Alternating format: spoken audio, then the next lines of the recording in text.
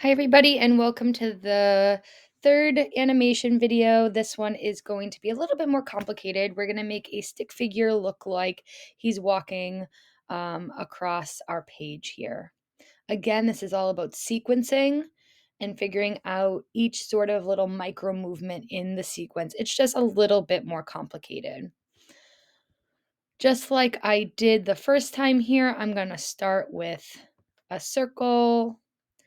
I think I'm going to go with a good old-fashioned black stick figure outline, and I'm going to draw a little circle here for the head of my stick figure.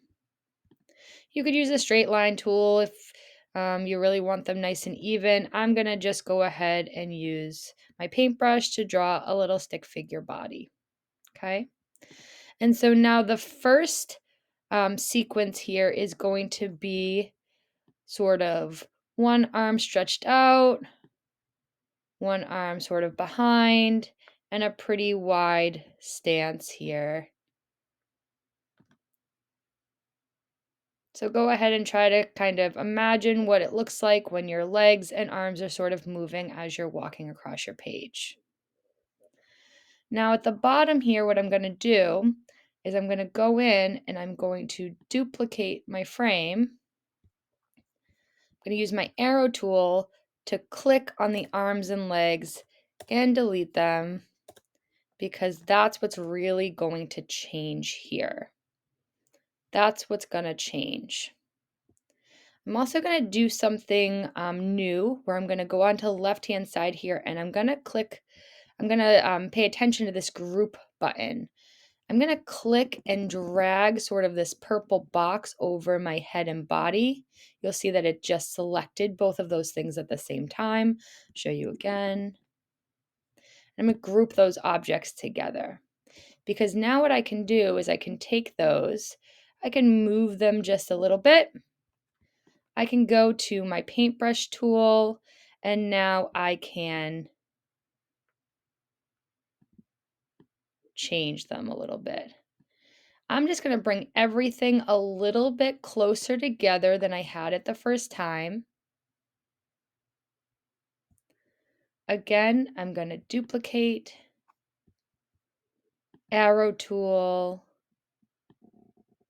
Those should be all set. I'm going to delete those extra body parts. And I'm going to add the next stage of my arms. Again, those arms are going to get closer and closer to the body. The legs are going to get straighter and closer together.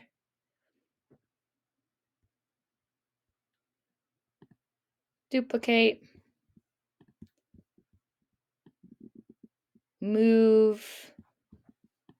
Delete, delete, delete, delete. Of course, there's more than one way to do everything. I could also go in here now and just duplicate a couple of my bodies and my head so that I don't have to delete every time. It's a perfectly decent problem-solving way to do this. Paintbrush.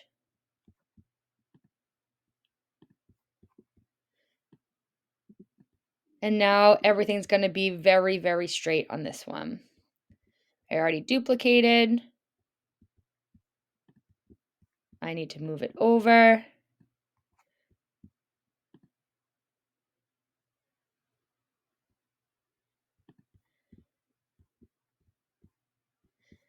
And now I'm going to start crossing some of those shapes. So I kind of just made like a number 4 and like sort of a backwards 4, if that's helpful to you. And we'll do another one, because I duplicated, they're all kind of back there.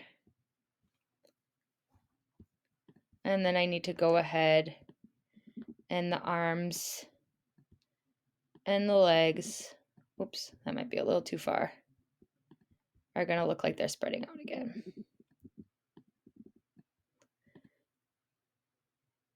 Oops, I got an extra one in there. Let me go find that. I'll just delete that for our purposes, and I'm going to play our animation. All right, go ahead and have some fun. Let me know if you're having any trouble.